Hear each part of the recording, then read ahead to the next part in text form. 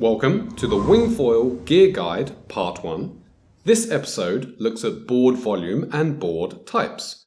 I'll look at boards for helping you learn the basics and what you might want after learning the basics.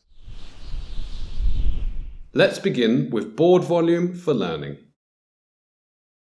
I'd recommend a volume in litres equal to your weight in kilograms plus about 50%. A litre of displaced water provides buoyancy equal to 1 kilogram's weight. So, a board volume equal to your weight can provide buoyancy for your weight, but only just.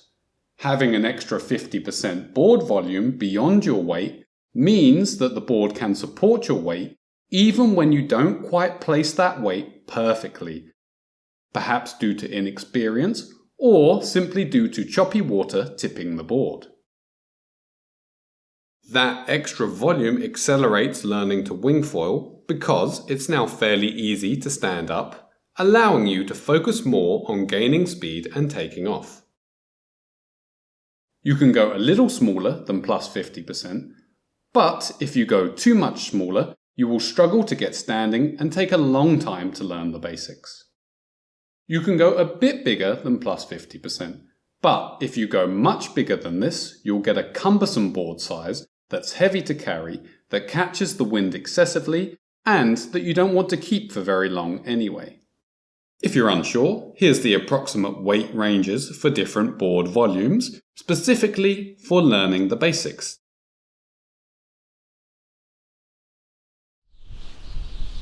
Things change quickly once you know the technique for standing, taking off, foiling, and turning. At that point, you're mostly just using the foil, not the board. And that larger board volume is dead weight. It's then not long before you'll really benefit from a lower volume board. For that second board, I'd recommend a volume in litres that's 90% to 115% of your weight in kilograms, with the smaller option for younger, more ambitious wingfoilers in stronger wind, and the larger option for older, more casual wingfoilers in lighter wind. A board around neutral buoyancy is lightweight and playful compared to a learner board,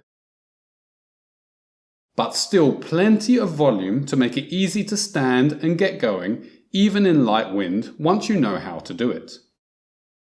Plus, it's enough volume that if the wind drops too low, you can still taxi home. You could go smaller for a second board to a volume that's 70 to 90% of your body weight, but for most people I would advise against it. That much volume drop will spoil lighter wind sessions for the majority of wingers. Plus, modern wingfoil boards are so light that dropping from say 85 litres to 70 litres doesn't shave off that much weight anyway. With all these recommendations, you can modify for your situation. For example, if you're younger, on the water a lot, you get strong wind, etc., then go smaller.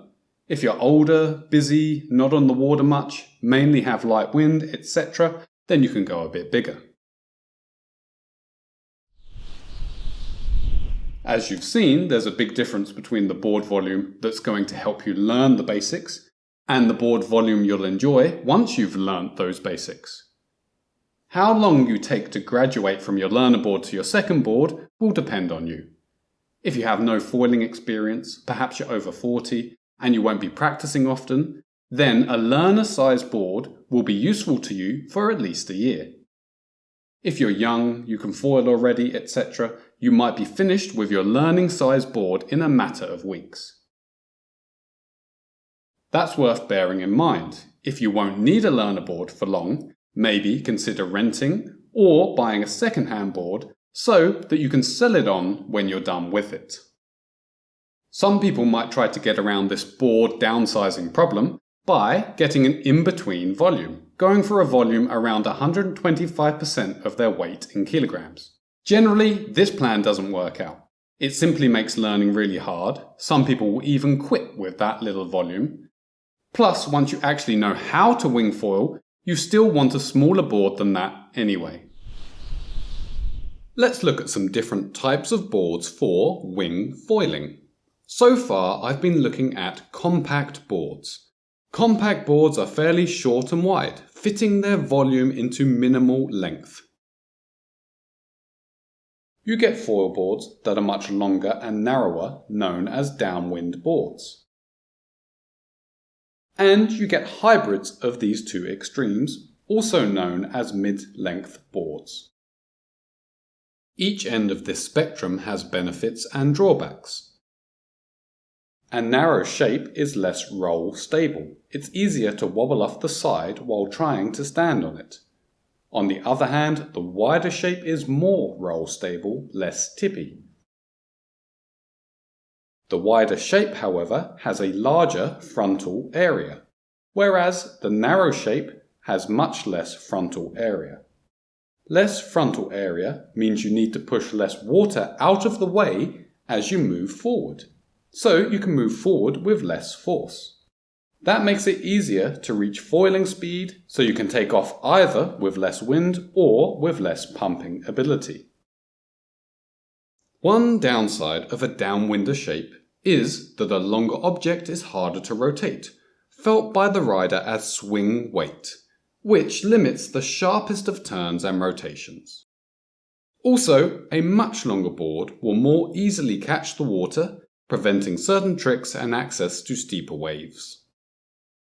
For your first board or learner board, I'd still recommend sticking with a compact shape, so you can get standing easily and focus on practicing the basics. For your second board, however, then you can consider different shapes. You would generally stick with a compact shape for your second board if you care about high maneuverability, freestyle, or breaking waves, or simply because you're skilled enough and fit enough to pump takeoff in light wind. I would say, however, that most middle-aged or older wing foilers would really appreciate a hybrid shape as their second board. That's because these boards only lose access to very high maneuverability, which doesn't matter to your average winger, but they make it easier to get moving and take off in light wind, which is very important for your average winger. The narrow shape won't be much harder to stand up on once you've got the technique down. In fact, the narrow shape will even help less flexible people do a stink bug start. Overall, a hybrid is easy to use for an intermediate, plus the major benefit of access to lighter wind. Some people might consider a downwinder shape for their second wing foil board. That might be an option if light wind is your biggest problem, and perhaps you want a downwinder board to use with a paddle anyway. If you're thinking about something for use with a para wing, then you could go for a hybrid or a downwinder, not a compact as you would struggle to take off. Generally, a larger hybrid is the easiest choice for learning to para wing as you want some extra stability. Some people might consider an inflatable wing foil board for transport and storage purposes. These boards are ding resistant and forgiving to fall on, but they're not quite as direct or as hydrodynamically efficient, so you generally go for an inflatable board due to space limitations. Thanks for watching my channel. In the next episode, I look at foils in detail.